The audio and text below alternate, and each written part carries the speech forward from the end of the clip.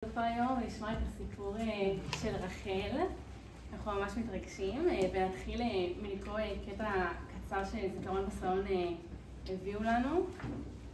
אנחנו דור ניצולי השואה, הולכים ומתמעטים. בעוד שנים לא רבות לא יהיה עוד על כדור הארץ אדם שיוכל להעיד אני זוכרת מה שאירע בשואה.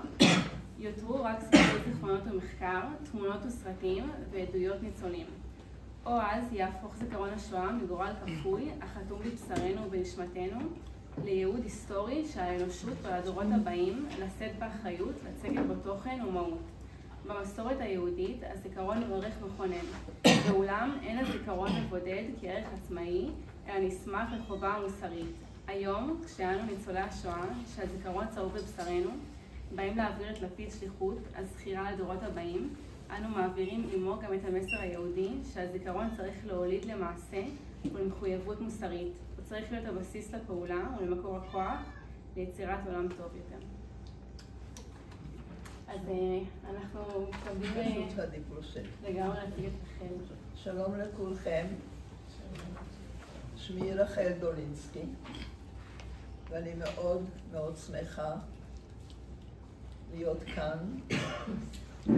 ותודה לכם שהגעתם לשמוע את דבריי. הסיפור הוא סיפור חלק מחיי, ילדותי, נעוריי, בתקופות טובות, בתקופה החשוכה והטרגית, והתקופה אחרי כל מה שקרה עקב ההתרחשויות.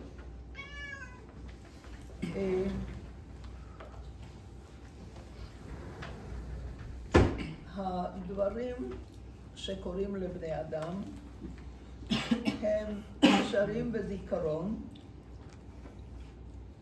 וכמובן שהדברים הפחות טובים הם נשארים בזיכרון מטושטשים או בכלל נשכחים. זה בשביל ההישרדות והשפיות, וכך קרה. ודברים שאני מספרת וחלקם לא זכורים או עמומים. אבל יש דברים שחדים, זכורים, ואספר לכם. אני נולדתי בהונגריה, בעיר שזה החלק הצפון-מזרחי של הונגריה. שם העיר נירצ'הזה. האם יש פה מישהו שיש איזה קשר במשפחה להונגריה, הונגרים? האם יש אנשים שטיילו בהונגריה? אולי יש אנשים שיש סטודנטים בבית מכרים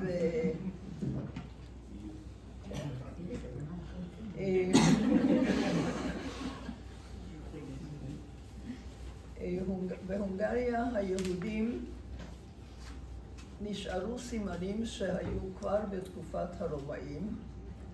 בתקופת הטורקים, השלטון הטורקי במאה ה-13-14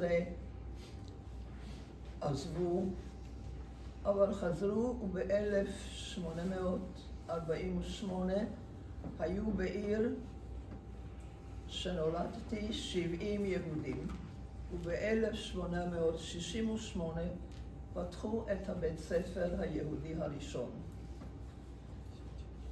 תושבי העיר בשנות ה-30 היו כ-60,000, יהודים היו כ-5,000, כולל העיריות הסמוכות, כי העיר הזאת הייתה עיר מחוז, עיר גדולה, אז החמישית בגודלה בהונגריה. המשפחה שלי, הוריי, אבא בעל אטליז וחצר בית הכנסת האורתודוקסי. הקהילה התחלקה לאורתודוקסים ומה שנקרא בהונגריה נאולוגים, שזה הקונסרבטיבים, שהם היו הרוב. אבא היה שייך לבית כנסת האורתודוקסי עם כיפה, בית דתי, מסורתי, שומרים כשר, חגים, ואנחנו 3 בנות, אני הבכורה, אחותי, זיכרונה לברכה, 2 צעירה ממני. אחותי הצעירה תיבדל לחיים ארוכים, גרה במודיעין, והיחסים מאוד מאוד טובים איתה ועם כל בני המשפחה, שיש פה נציגים, האחיינית, ענת ובעלה, שהיה תלמיד שלי בבית ספר יסודי, והבן עומר, ובת משפחה יקרה, מיכל, איפה היא? וכמובן, הנין, שמסיאטל הגיע להרצליה ללמוד, והשנה הוא מסיים את האוניברסיטת רייכמן, והדוד שלו, זה האח של אבא. שמחה לראות אותם, ועוד מאוד, ואת כולכם. אם כן, משפחתי, החיים היו חיי צניעות, ואבא עסוק בפרנסת המשפחה, ואמא עקרת בית, מאוד מאוד קפדני החינוך אצלנו. תהיינה אחיות טובות, 3. תכבדו כל אדם ולא חשוב מה המעמד. תשתדלו לעזור למי שזקוק לעזרה בכל מקום. והדבר החשוב מאוד מאוד, תלמדו. תלמדו ותמשיכו ותתפתחו ותתקדמו, כי הלימודים ערך גדול בחיים. וכאן אני בסוגריים מספר שאחותי הצעירה בגיל 60 נתנה לעצמה מתנה, תואר ראשון בארכיאולוגיה באוניברסיטה בירושלים, וסיום קבלת התואר יחד עם הבת. זאת הייתה חגיגה אמיתית. כי אמא אמרה, תלמדו. ואז כשזה התאפשר, גיל 60, גם לא רע, עובדה.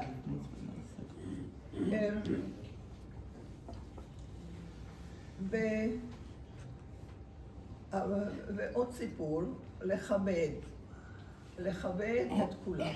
הייתה לנו עוזרת שהייתה גרה איתנו בבית, כי כך היה מקובל, חוץ מזה שהבריאות של אמא לא תמיד הייתה כל כך טובה, והיינו זקוקים, כי היא הייתה זקוקה לעזרה. ויום אחד אחותי התחצפה לעוזרת, ואז אמא נתנה לה סטירת לחי. זאת הסטירה היחידה בחיים שלי שראיתי. השוק היה עצום.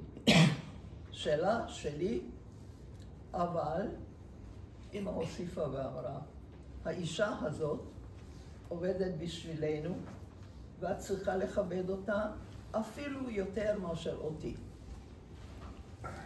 ושוב, קשור לעניין, הייתה לבן שלי מטפלת, והמטפלת נשארה 28 שנים איתנו. בכל אירוע משפחתי מצולמת יחד עם כולנו בחתונה של הבן הגדול. פשוט, זאת הייתה דרך חיים.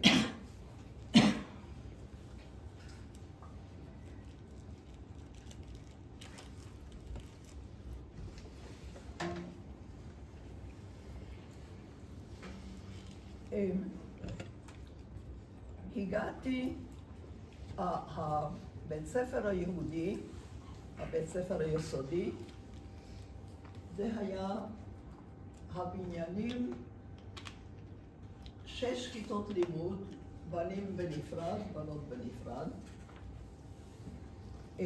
מגורי המורים, מגורי הרב הראשי והרב הצעיר, והבית כנסת הנאולוגי, שהיה בית כנסת מפואר, לא כמו בית כנסת של האורתודוקסים, חלונות עם זכוכית צבעונית, והרב הראשי היה איש מאוד מאוד מכובד,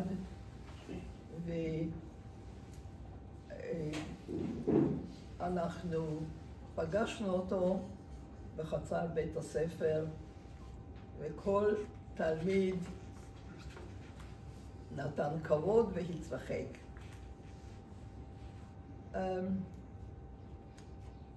כאשר הגעתי לכיתה א', כיתה של בנות, כפי שאמרתי, התיישבנו ונכנס המורה הזקן. הזקן אצל ילדה בת 6, המורה עולה על הפודיום, הבמה הקטנה, שולחן כיסא, מתיישב, מסתכל ואומר, גרוס רוז'י, זה היה שמי, בבקשה תיגשי אליי. כמובן שניגשתי, והאיש החביב והחכם לא חיכה הרבה, שם ידו על ראשי ואומר, ילדות, אתן יודעות, היא הנכדה שלי. שוב בחוכמתו לא חיכה ומיד הוסיף, כי אני הייתי המורה של אבא שלה. ובזה הייחוס נגמר. אני תלמידה מן המניין, לא מצטיינת, תלמידה, אחת התלמידות. ושוב עוד מקרה חביב, שאני בחצר בית הספר בהפסקה, מסתובבים, מטיילים, קופצים, רצים, ודוקטור ברנשטיין, זה היה שמו של הרב הראשי, דרך אגב, הדוקטור, רבנים הנאולוגים ועורכי דין סיימו את התואר בתואר דוקטור בפילוסופיה. לא היה בהונגריה, אני חושבת שזה בא בעצם מהאוסטרו-הונגרית, אבל לא היה רב ולא היה עורך דין בלי תואר דוקטור. דוקטור ברנשטיין מסתובב, מסתכל, ופתאום מסמן לי לגשת אליו. ואני ניגשת ואומר לי, ילדתי, תגידי לאמא שלך שתקצר את החצאית. בתקופה הזאת הבנות הלכו עם חצאיות מאוד מאוד קצרות. אני מגיעה הביתה ומספרת, אמא, את יודעת, דוקטור ברנשטיין אמר שתקצרי את החצאית שלי, ואמא פורצת בצחוק. הבינה והעריכה את החצאית, כי זאת הייתה הכוונה. אלה חוויות שילדה בת 6, אני חושבת שזה נשאר לכל החיים, כי זה משהו מאוד חביב. 4 שנות לימוד, הבית ספר היה 6 שנות לימוד. אבל רוב התלמידים למדו 4 שנים ועברו או לגימנסיה או ל8 שנות לימוד, או לתיכון של 4 שנות לימוד ברמה יותר נמוכה. לא הייתה שאלה מה אני רוצה. אמא אמרה, את תלכי ל4 שנות לימוד, ואז אם תחליטי ותרצי, תעברי לגימנסיה. אני בכלל לא זוכרת שהיו דיונים והיה כל כך מובן מאליו שילדים ממושמעים. אני הגעתי הביתה מהבית ספר, הדבר הראשון עשיתי שיעורים. אף אחד מעולם לא אמר לי שעשיתי שיעורים. עשיתי שיעורים. ספקו לתעודה הטובה וקיוו שנמשיך.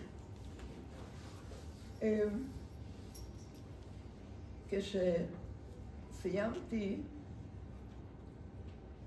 כן, בכיתה ד' חזרתי מהבית ספר, ומעבר לכביש אני רואה על המדרכה עומדים 4-5 ילדים עם פאות עם כיפות, חולצות לבנות, וסט שחור, כנראה שחזרו מהחדר שזה היה הלבוש, וממולם עומדים הילדים הגויים, גם קבוצה של 5 ילדים, ומתחילים להרביץ לילדים עם הפיות. ואני עומדת ומסתכלת וכועסת מאוד. ואני אומרת בליבי, למה הילדים האלה צריכים להיראות כל כך שונים מכל הילדים? ואני זוכרת את המשפט שחשבתי, אני לא רוצה להשתייך לאנשים האלה.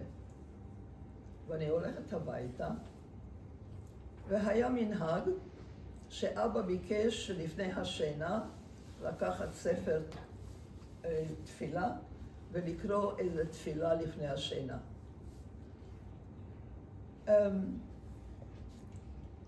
להודות את האמת, הספר היה בידי ערב, אבל אני ממש לא יודעת מה היה כתוב שם. ובאותו ערב, כשראיתי את המחזה הזה, לקחתי את הספר והפכתי אותו ואמרתי לא, אני גם לא רוצה לראות את זה מה שכתוב. לא רוצה להיות שייכת לאנשים האלה שכל כך שונים.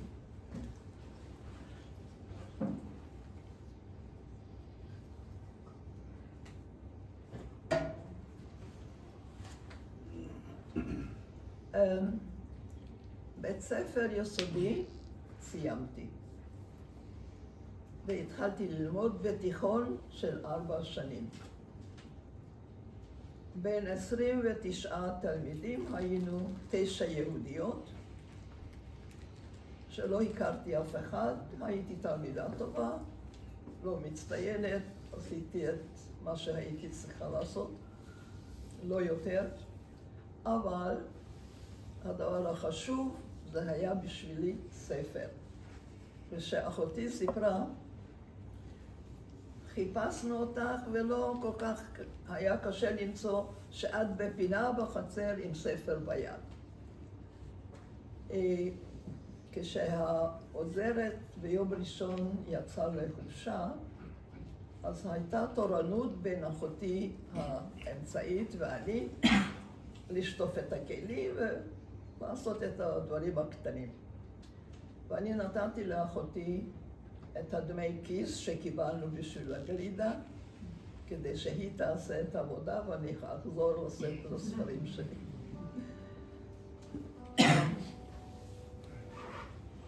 בתיכון היה לנו פעם בשבוע שיעור דת.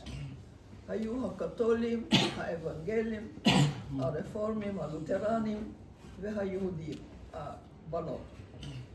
והגיע הרב בשיעור הראשון, רב צעיר,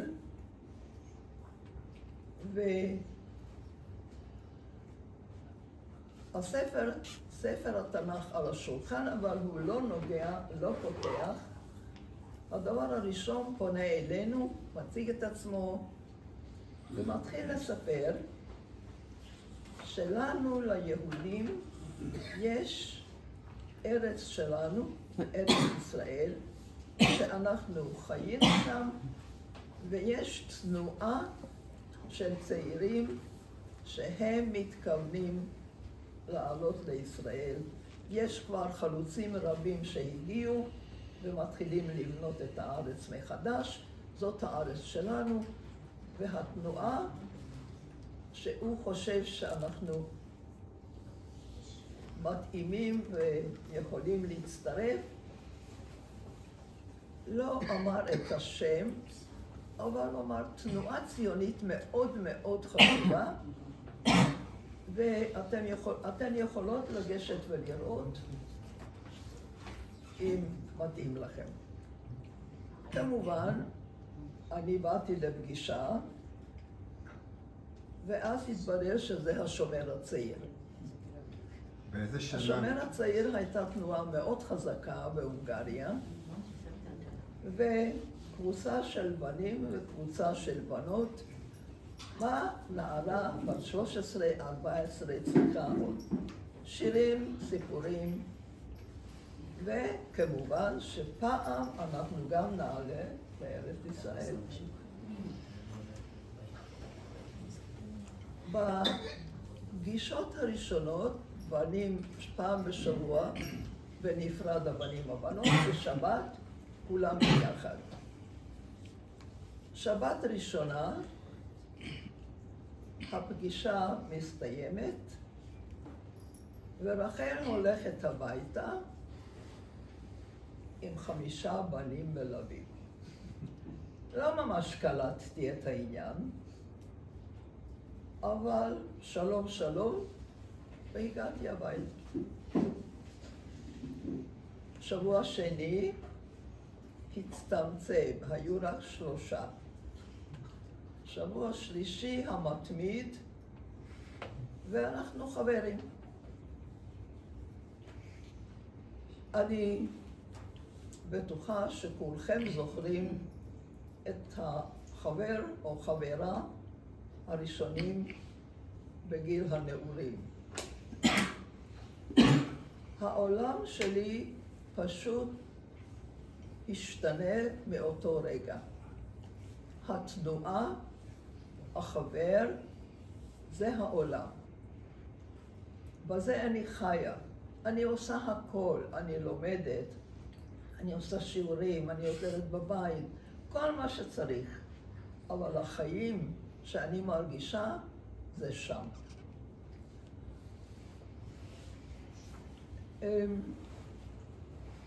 מסיימת את התיכון, ואמא אומרת, כמובן, תעברי לגימנסיום.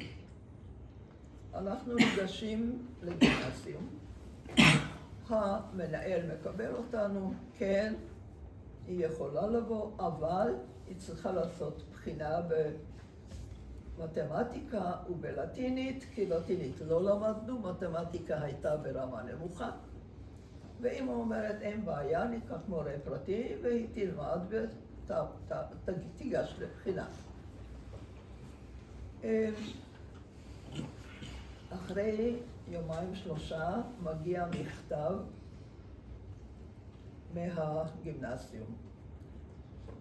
מאוד מצטערים, אבל היא לא יכולה להתקבל, כי יש לנו כבר 5 יהודיות בכיתה, והנומרוס קלאוזוס, שזה close number, זה מה שהכיתה יכולה לקבל, אין יותר מקום. באיזה שנה אנחנו מדברים?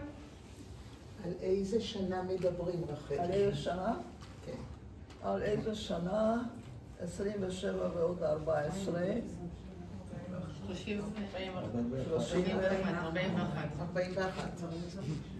41. כן. אז השנה הזאת, אבל זה כבר היה. ומה ש...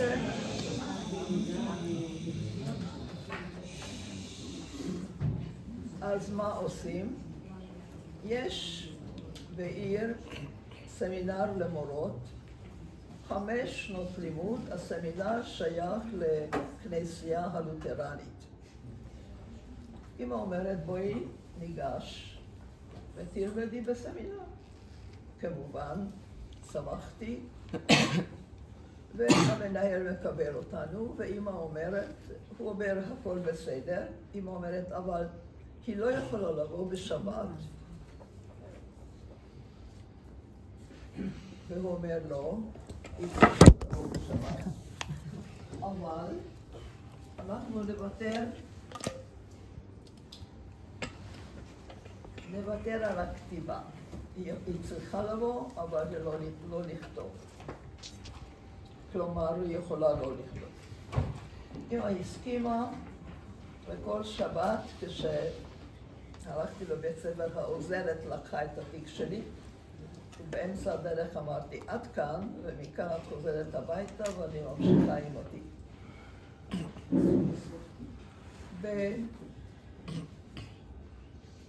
בכל הסמינר היינו שתי יהודיות, אחת אני בכיתה הראשונה, בכיתה שנייה עוד יהודייה. השנה הסתיימה והמנהל הודיע להוריי, כי אני לא מוכן לוותר על הכתיבה בשבת. כלומר, אין לי שום עניין שהיהודייה היחידה הזאת תישאר בכיתה, בסמינר. כמובן שההורים לא הסכימו, ואז הייתי צריכה להפסיק את הלימודים, אבל בתקופה הזאת היו כבר הרבה הגבלות על היהודים. והמשפחה שלי הייתה בין הראשונים, כי אבא היה לו את ליז,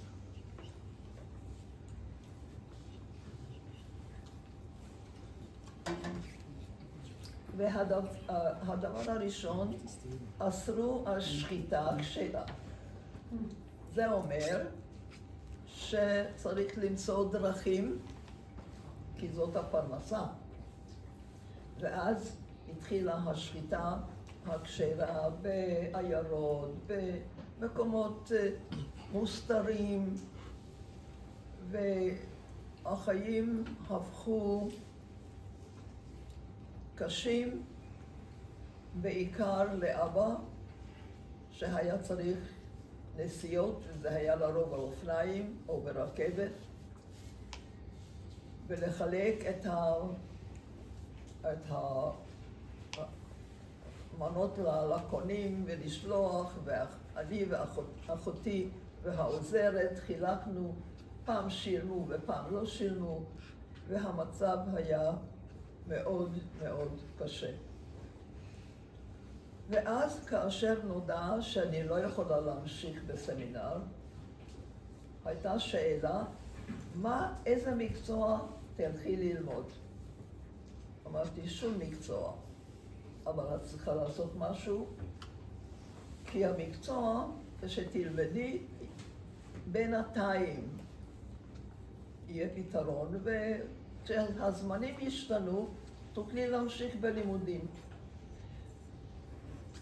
הבוגרים של השומר הצעיר, כבר רובם עזבו את העיר ונסעו לבודפשט, כי היה ברור שאם תבוא מה שקיווינו שלא תגיע, ובעיר הגדולה קל יותר להסתתר ולמצוא מחבוא.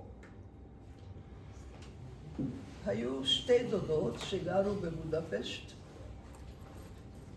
בדירה קטנה, אחת האחיות של האמא, אחת אלמנה, השנייה רווקה. ואני אמרתי, אני נוסעת לבודפשט, ושם אלמד מקצוע. איזה מקצוע? אני אמצא. אחד מבני המשפחה היה במעמד מאוד בכיר בקהילה היהודית בבודפשט, והוא מצא מקום, מעון לנערות, שרוב הנערות היו מצ'כוסלובקיה, אז צ'כוסלובקיה, בחלקים הדוברי בולגרית. ואני הגעתי לבודפשט למעון הזה. אני מגיעה, המנהלת לא נמצאת, אחת העובדות אומרת, את יכולה קצת להסתובב, שהיא פה, היא תגיע ותקבל אותה. ואני רואה דלת פתוחה, מסתכלת, שוכבת במיטה נערה בגילי, נכנסת, מציגה את עצמי, היא הייתה חולה ונשארה בבית. ואני מספרת שבאתי לבודפשט כי אני הולכת ללמוד מקצוע, אינני יודעת מה, אבל הדבר החשוב שפה יש קונצרטים, ופה יש אופרה, ופה יש תיאטרון, מה שלא היה אצלנו בעיר שלנו. ואז היא אומרת, רגע, את יודעת שבשעה 8 חייבים כל הבנות להיות פה? אמרתי, אז המקום הזה לא בשבילי. ואחרי 10 ימים אני באמת עוזבת את המקום. כי מה שקורה, שהחבר שלי היה פעם בכנס של השומר הצעיר, חזר הביתה ובהתלהבות מאוד גדולה סיפר שהכיר בחור בתוך הכנס, והוא בחור כל כך אינטליגנטי וכל כך מעניין, וכשאני אגיע לבודפשט אני חייבת להכיר אותו. כמובן חיפשתי אותו ומצאתי אותו, והוא קנה לי מתנה. מתנה לקונצרט של וגנר. זה בערך שתינוק מתחיל ללכת והאימא אומרת מחר למרתון. בערך. אבל אני מאוד נהניתי מהחברה ומהקונצרט, וקונצרטים פחות מווגנר, בתיאטרון, בטיולים, וחבר חדש. ואני כותבת לחבר שלי, מצטערת, אבל יש לי חבר חדש.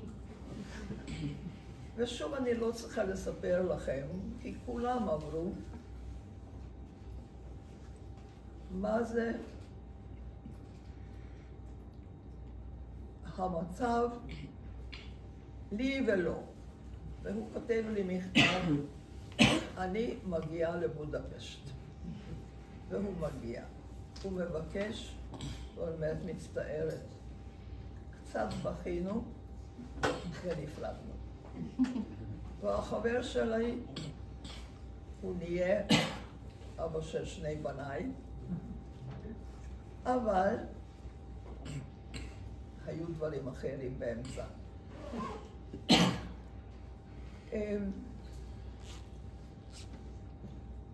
הגיעו אנשים שדיברו הונגרית, אבל לא, זאת אומרת, לא הם, האנשים האחרים סיפרו שהאנשים האלה פליטים, רובם מצ'כוסלובקיה.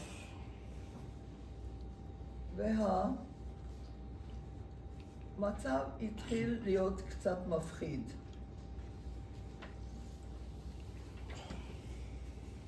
ובשנת 1944, ב-19 במרץ, אני והחבר מטיילים בשדרה היפה ורחבת הידיים של בודפשט, ואנחנו שומעים רעמים, אבל לא מכיוון השמיים, אלא מכיוון קצה השדרה.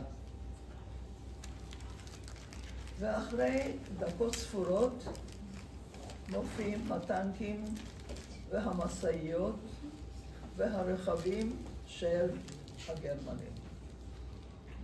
הגרמנים פלשו להונגריה,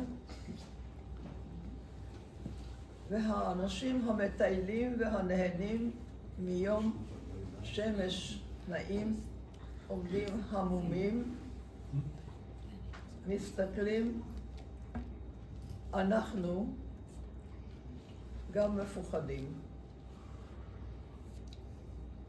כי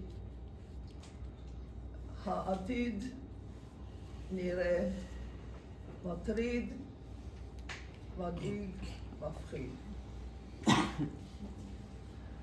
לא ידענו, כלומר אני לא ידעתי, שיש כבר תעשייה מאוד מאוד מפותחת של זיוף תעודות. זיוף תעודות לזמן שלא יבוא, זיוף תעודות לאנשים שהגיעו. והדבר השני שהתחילה להתארגן, מה שהיה נקרא הטיול לברוח דרך הגבול הרומני לרומניה. יום אחד הגיע אליי החבר ואומר, אנחנו מחרתיים מיועדים למצוא את האיש קשר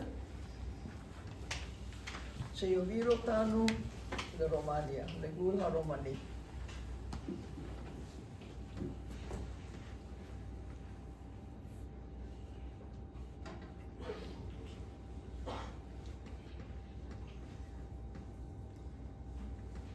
אבל לפני זה קרו דברים אחרים.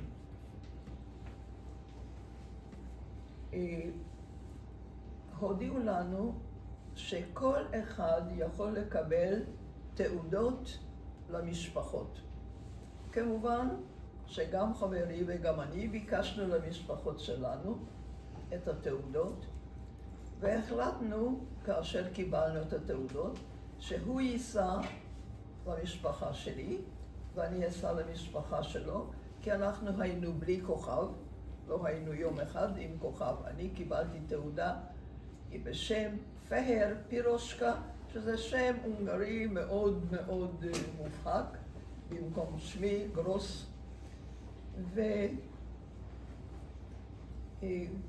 עם המטרה למסור את הניירות שהם יוכלו לצאת מהמקום ולהגיע לבודפשט. נסענו ברכבת, כמובן לא ישבנו יחד, כמובן בלי כוכב, ואני רק בתקופות היותר מאוחרות חשבתי, נערה בת 17, יהודייה, נוסעת, ואף שנייה אחת לא היה בי שום פחד, שום חשש, שום ספק שאני צריכה לעשות את מה שאני עושה. אבל זה הנעורים. החבר הגיע להוריי, למשפחתי, מסר את הניירות ואמר, בהקדם ובמהרה תעזבו ותיסעו. אני הגעתי למשפחה שלו בעיירה, גרו לא רחוק מתחנת הרכבת. אני נכנסת לתוך הבית, חדר גדול, מציגה את עצמי, ועומדים 5 אנשים, אמא, אבא, סבתא, 2 בנות, בת 10 ובת 12, לבושים לצאת, ולידם חבילה גדולה, סדין לבן, קשור למעלה, בתוכו החפצים האישיים שלהם.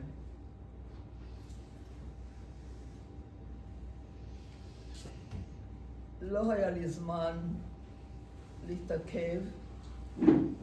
מיד סיפרתי להם למה באתי. הוצאתי את הניירות, אמרתי, בבקשה, אתם חייבים לעזוב. הם הסתכלו אחד על השני ואמרו, איך נעזוב? לא מזמן קיבלנו הוראה, זה הז'נדרמים, המשטרה ההונגרית המקומית, יגיעו לכל בית, ואנחנו מוכנים עם החבילות האלה, הסדין הזה, בתוכו חפצינו, ללכת איתם לאן שיובילו אותנו. אנחנו לא יכולים.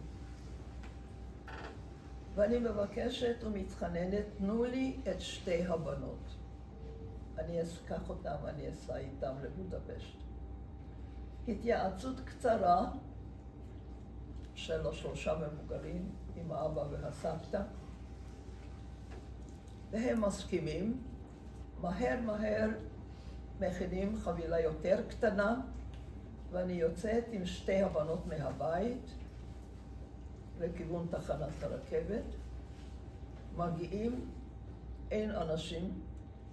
אני מובילה את שתי הבנות מאחורי הבניין כדי שלא נעמוד איפה שאנשים יכולים להגיע, רק ברגע האחרון שהרכבת תגיע, שאינני יודעת מתי. ואני עומדת שם עם שתי הבנות. אחרי כ10 דקות מגיעה הסבתא, ממש בריצה. הבנות חייבות לחזור, כי יש שמועה שמשפחה שחסרים בו אנשים יהרגו אותם. הבנות חוזרות ואני נוסעת בחזרה לבודפשט לבד. והחבר שלי מספר שההורים קיבלו את הניירות ואמרו שכן, הם ייסעו. והם באמת אחרי כמה ימים, אמא, אבא, שתי אחיותיי, הגיעו לבודפשט. אמא מצאה דירה ומיד מתארגנים ביניהם לכל מיני סימנים שאחד ייתן לשני כאשר הם לא בבית או יש סכנה, ומתחילים להסתובב אצל הדודה הזאת והדודה הזאת והדוד הזה, כי אין מה לעשות. יום אחד אבא נוסע בחשמלית ועולים בלשים ומבקשים תעודות. אבא שלי לא היה יהודי טיפוסי, ההפך, הוא היה איש בהיר עם עיניים כחולות. אבל שפת הגוף שלו הסגיר אותו. והבלשים לקחו אותו, וכמובן הוא סיפר, מסר את הכתובת ומצאו את אמא ולקחו את אמא. ושתי האחיותיי היו אצל שתי דודות שונות. וכאשר חזרו הביתה, אחיותיי, וסימנו את הסימן שזאת הייתה שתיקה או אינני יודעת, ואין תגובה לסימנים, הבינו שאסור להם לעלות הביתה, וחזרו לדודות.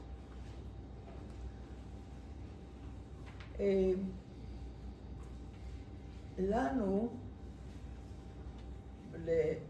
בשומר הצעיר הייתה הוראה מאוד מאוד קפדנית, שלא ליצור קשר עם האנשים, עם הכוכבים, ובינינו לא להתאסף, ללכת למקומות שיש אנשים, ולא בקבוצות גדולות. כמובן שהמפגשים היו מעטים, וזה רק מרחוק ורק סימנים ורק נפנופים עם ההורים. וכאשר אמא ואבא הובלו למחנה שזה היה מחוץ לבודפשט באחד הפרברים, לא הגענו לשם.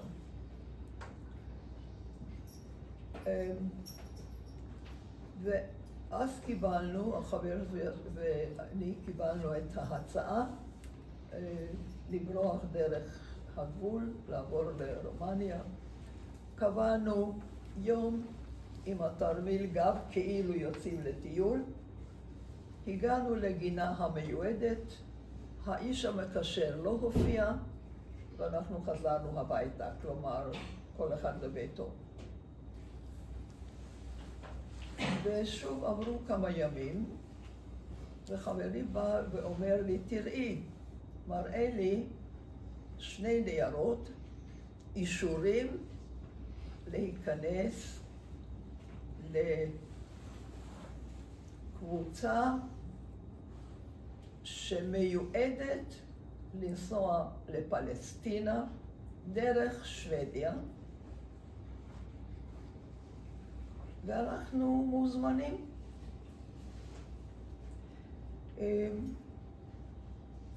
הקבוצה, האיש שארגן שמו קסטנר. קסטנר היה עורך דין, חי בטרנסילבניה, עבר לבודפשט, איש מאוד כריזמטי, איש מאוד פעיל, איש מאוד עסוק בקהילה היהודית,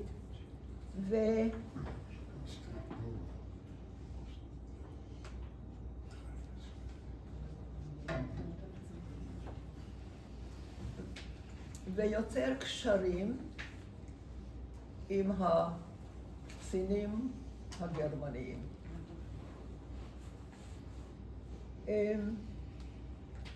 הרעיון שלו להציל יהודים בכל דרך אפשרית, והדרכים לא היו רבות. אבל הגרמנים היו בתקופה הזאת כבר במצב מאוד קשה, והיו להם חסרים הרבה דברים, והיו צריכים את הכסף לרכוש מה שהיה חסר. וקסטנר הציע לאייכמן עסקה שהוא יביא כסף, והם יאפשרו למספר כך וכך יהודים לעזוב ולצאת מהונגריה. הם מסכימים לעסקה הזאת, היהודים העשירים נותנים את הכסף הגדול, ובתוך הקבוצה שמתארגנת מתברר שאנשים שנרשמו ואפילו שילמו לא מסוגלים מכל סיבה שהיא להגיע למקום. ואז הציונים המבוגרים, לא הנוער, מעמידים תנאי שבמקום כל אלה שלא יכלו להגיע, יביאו נוער. מכל תנועות הנוער בבודפשט, וחוץ משומר הצעיר, היו עוד. ולכן, לעולם לא אדע מדוע אנחנו, חברי ואני, היינו בקבוצה הזאת, שקיבלנו הזמנה שביום זה וזה להגיע לחצר בית הכנסת ולהצטרף לקבוצה. אני ניגשת לאחותי הצעירה להגיד לה שלום. אני נוסעת לפלסטינה, ויום אחד אנחנו נתראה, ושלום. אז היא בת 10, ואני הולכת לדודים השניים, שאחותי השנייה נמצאת, ואני מספרת, אני נוסעת לפלסטינה, באתי להגיד לך שלום, ויום אחד נתראה. ואחותי אומרת, לא, אני נוסעת איתך. איך את נוסעת איתי?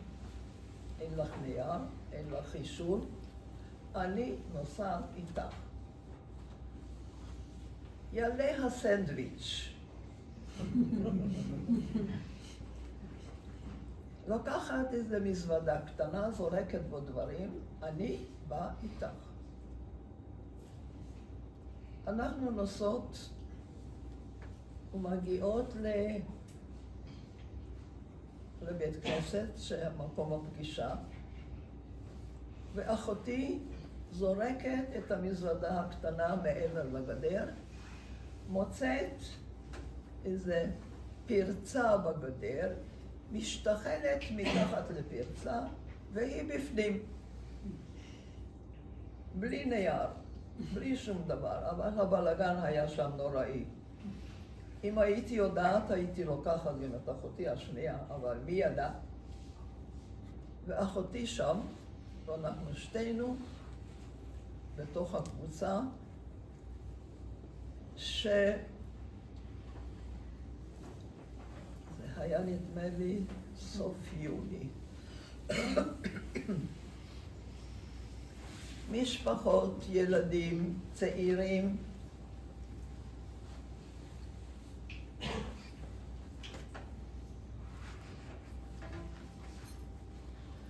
והרכבת יוצאת. לא ברור ולא מובן לי ובוודאי לאנשים רבים אחרים, מדוע רכבת מסע? מדוע לא רכבת רגילה? הרכבת נוסעת, ובגבול אוסטריה-הונגריה הרכבת נעצרת. מודיעים שאנחנו נשארים במקום הזה עד שלא נקבל הודעה להמשיך. מה שהתברר שהגרמנים רצו עוד כסף ועיכבו את הקבוצה שלנו. למזלנו זה היה רק לילה ולמחרת המשכנו.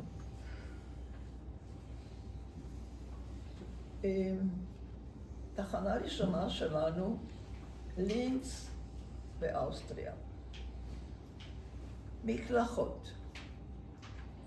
הנשים עומדות בתור, ופתאום אנחנו שהיינו בחוץ, שומעים צרחות אימים מתוך המקלחות.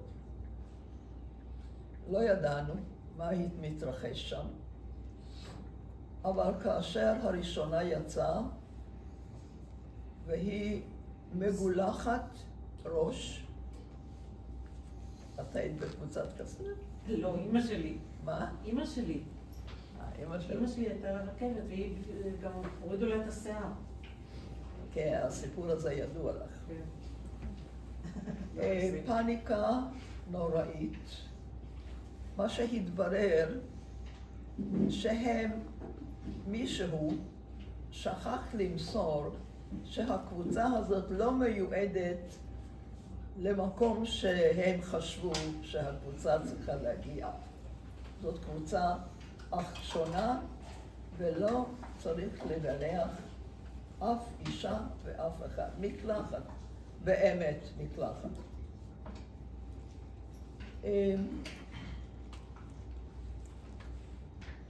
העיכוב היה קצר, כנראה שהגרמנים רצו שוב כסף, אבל במקום שוודיה הגענו לברגן-בלזן. לתקופה לא ידוע. בברגן-בלזן המחנה לא לוקחים מאיתנו שום דבר, כל אחד עם הבגדים, עם המזוודה, לא יוצאים לעבודה, חוץ מהמסדר הבוקר בעצם והשומרים כמובן והגדר החשמלית, אבל אנחנו חופשיים לבלות כרצוננו את היום. וכמובן שהשומר הצעיר היה מספיק מאורגן שמצא תעסוקה במפגשים, בהרצאות, בכתיבת עיתון, בשירים, בזמן שהיינו חופשיים, ובערב נכנסים לצריפים.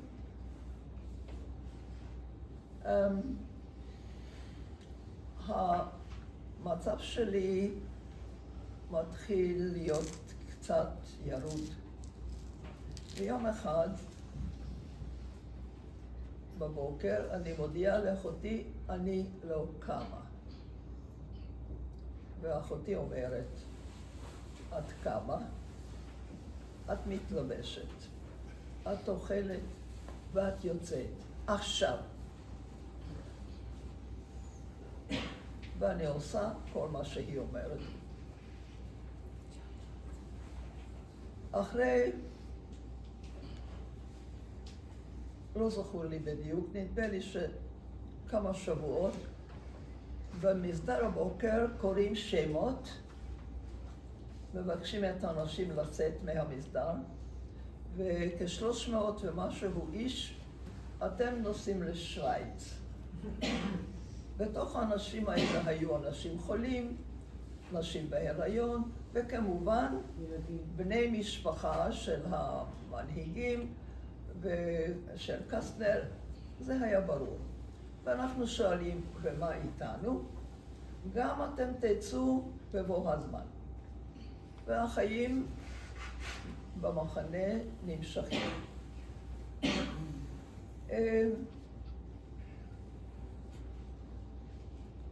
הגענו בסוף יוני,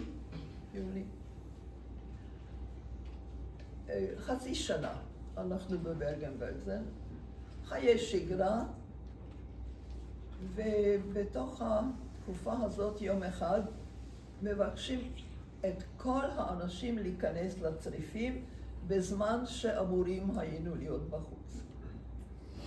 והסיבה שאנשים שמציצים רואים שמעבר לגדר עוברת קבוצת אנשים לבושים, קשה להגיד בבגדי פסים, אלה כבר היו יותר קרעים וסמרטוטים, בהליכה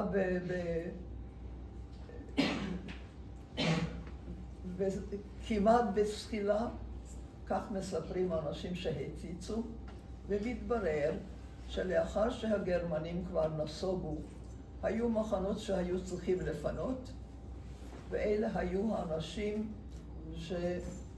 שהועברו ממקום למקום.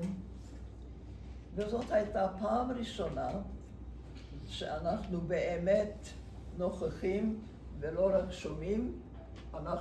אנחנו היינו בצריפים, אבל המעטים שמספרים מה ראו.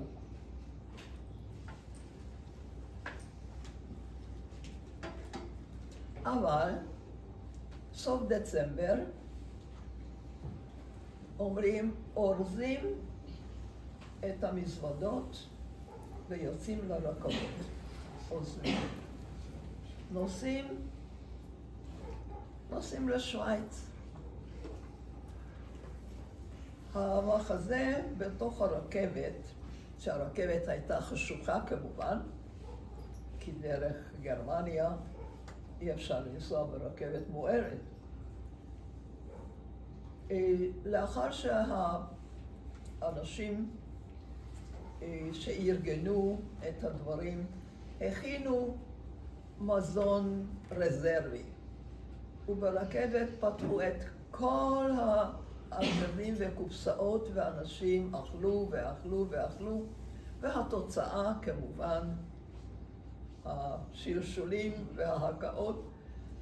אני לא נגעתי בשום דבר כי לא.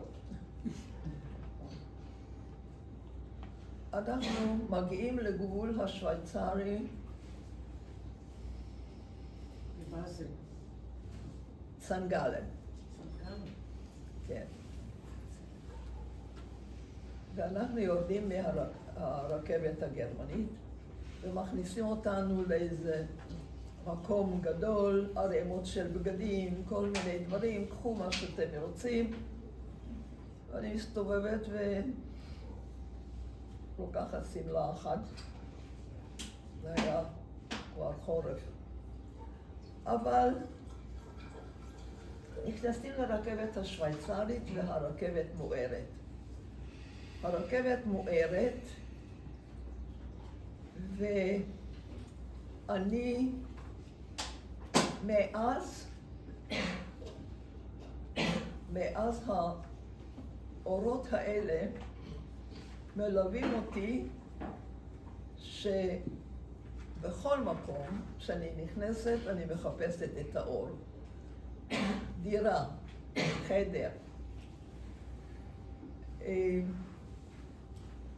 זאת הייתה הרגשה שאני אפילו לא מוצאת את המילים, כי האור הזה, זה היה אור של השחרור, שבאותו רגע לא ממש קלטתי מה קורה. בשוויץ אנחנו מגיעים למונטרה, ממונטרה לקו, שזה מקום חלומי. המלון, שכמובן לא הייתה תיירות, והמלון היה מאוכלס על ידי פליטים.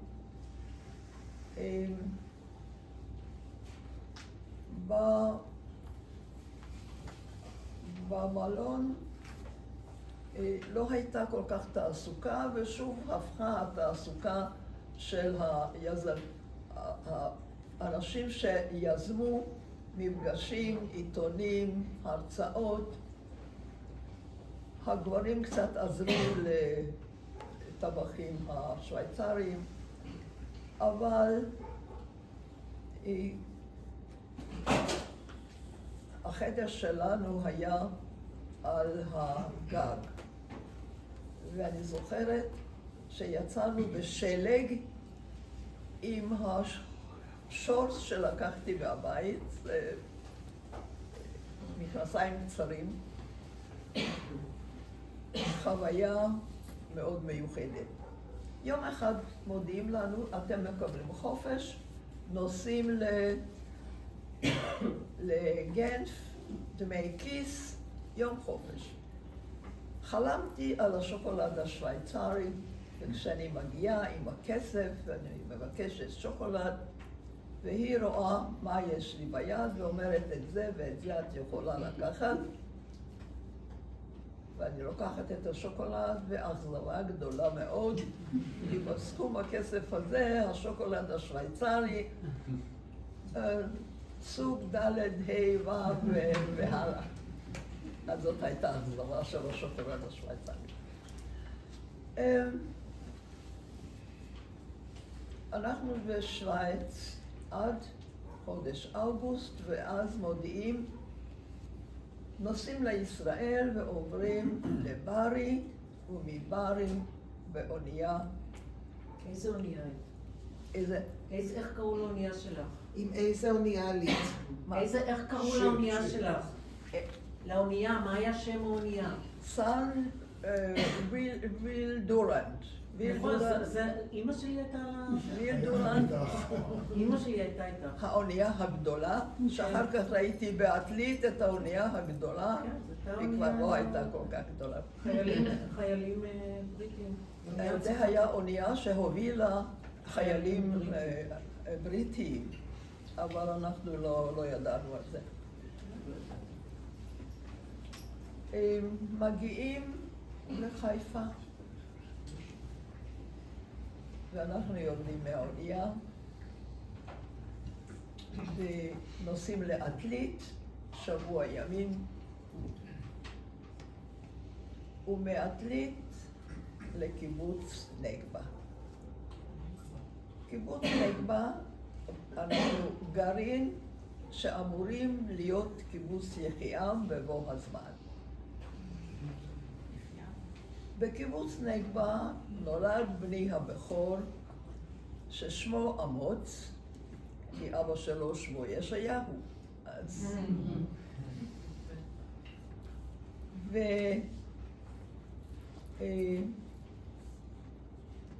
הבן זוג וגם אחיו שהיה איתנו, אחותי הגיעה עם עליית נוער לכפר מסריק. חיי הקיבוץ שהיו מאוד מאוד מבטיחים ויפים בשירים ובסיפורים, אבל המציאות הייתה שונה לחלוטין, ושני הגברים מחליטים לעזוב את הקיבוץ. המטפלת של עמוס שואלת אותי, מה תעשי עם תינוק בן 0.5 שנה? ואני אומרת, האינסטינקט האימהי תוביל אותי. אנחנו נוסעים לירושלים, שני הגברים הם שענים, כי האבא החכם שלהם היה אומר, אתם חייבים ללמוד את המקצוע ואחר כך תלכו לאוניברסיטה. והם שמעו בקולו, מיד קיבלו עבודה. ולמה ירושלים? ב-1946 המחשבה הייתה שירושלים, כי יש שם אוניברסיטה, ואנחנו נגיע לשם. ירושלים בבית ערבי במוצא, מעל ליפתא. בית גדול יפה, מיסטר ריין איש מאוד נחמד, חדר לנו, חדר לגיסי, חדר לעוד זוג שהילדים היו בקיבוץ.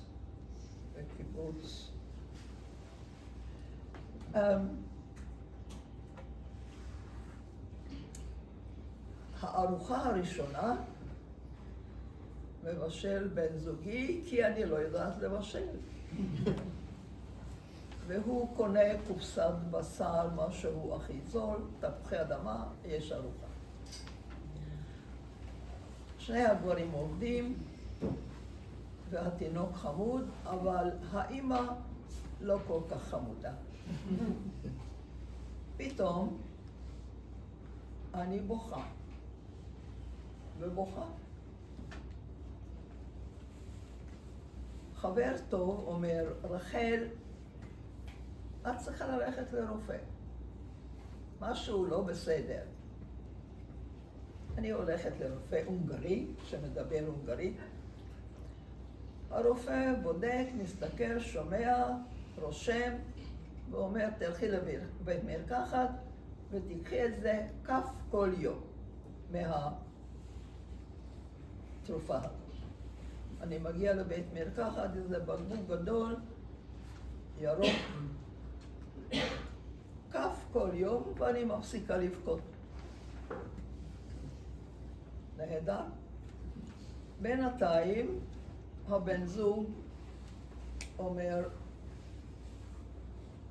אנחנו עוברים מירושלים ומחפשים מקום אחר, כי האווירה הייתה כבר קצת מפחידה. חבר אחר אומר, חולון.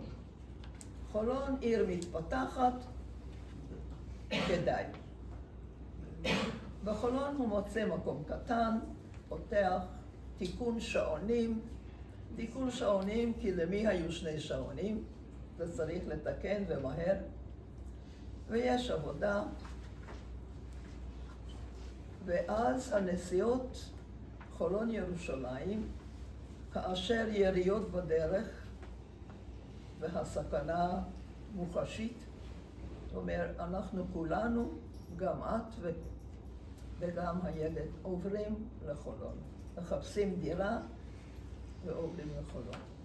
מוצאים דירה שבבנייה, ובינתיים גרים אצל חברים, והבית הוא הבית של ההורים של שמולי קראוס. הם נכנסים, וגם אני צריכה לחפש עבודה, כי זה לא מספיק לקיום ורוצים לחסוך גם. אני מכניסה את עמוס למעון, מעון ארגון אמהות עובדות.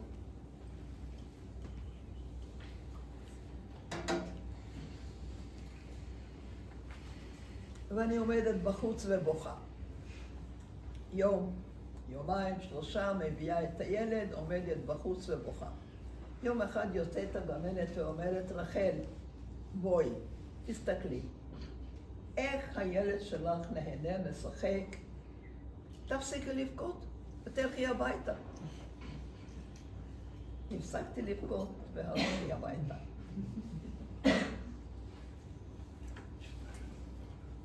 אבל כל שבוע אני מגיעה לרופא.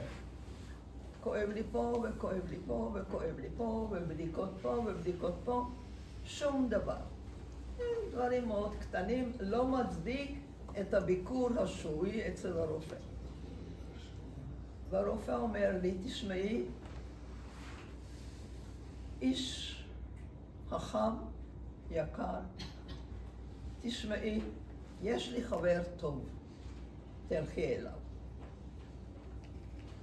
הוא קובע לי תור, ואני מגיעה לזמנהוף, שאז היה מרכז של קופת חולים, ואני רואה כתוב על הדלת, דוקטור בריל, פסיכיאטר.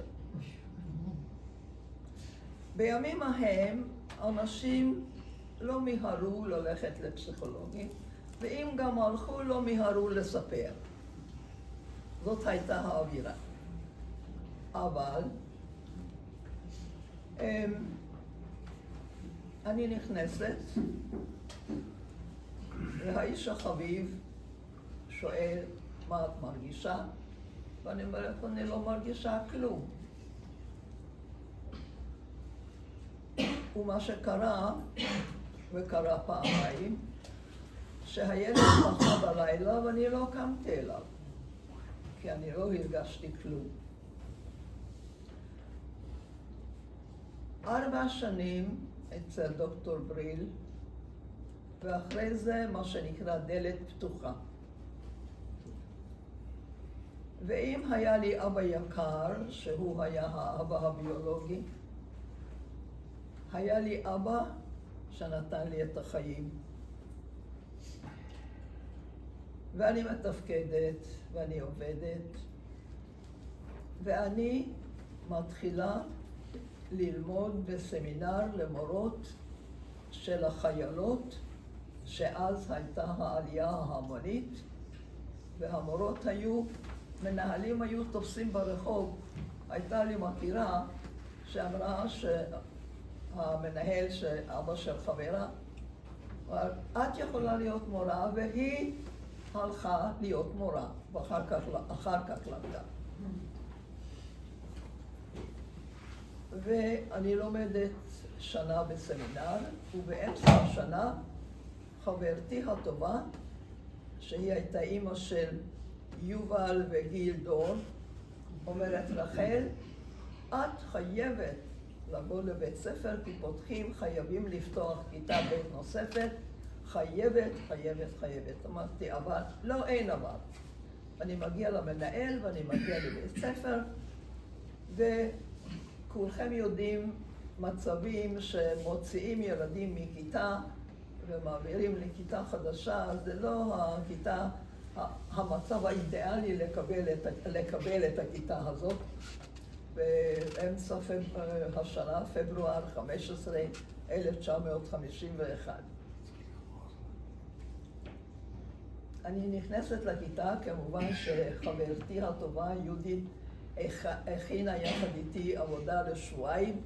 אני נכנסת לכיתה, בהפסקה היא ניגשת לשאול מה שלומי, אמרתי שלומי טוב, ואני הולכת הביתה. אומרת, מה זאת הולכת הביתה? אמרתי, לא, אני לא יכולה, אני חושבת שאני לא יכולה להיות בכלל מורה.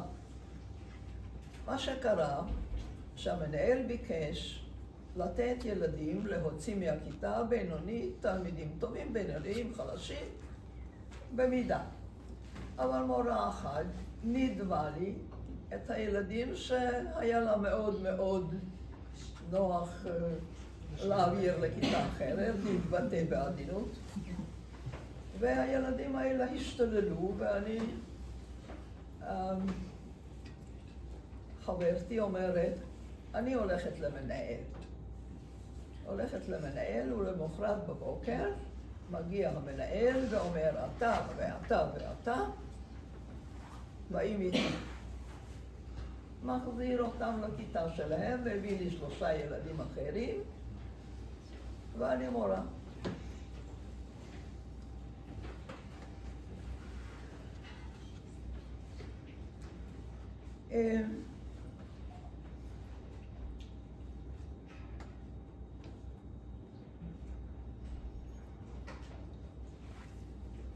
ו32 שנה, בשמחה, בהנאה ובסיפוק עבדתי בהוראה.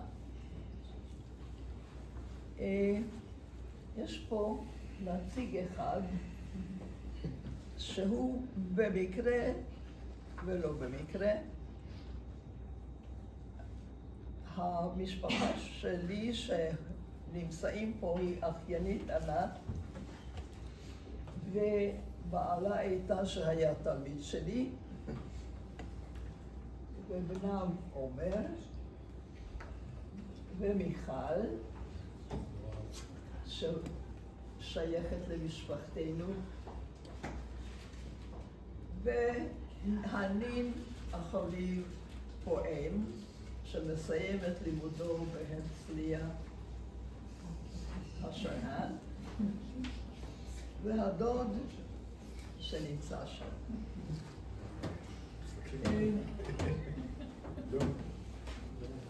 אתם תרשו לי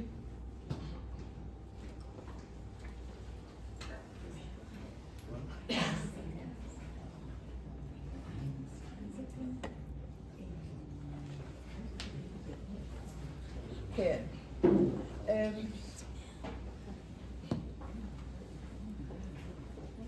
אני מרגישה את עצמי מאוד עשירה. יש לי 2 בנים, 5 נכדים,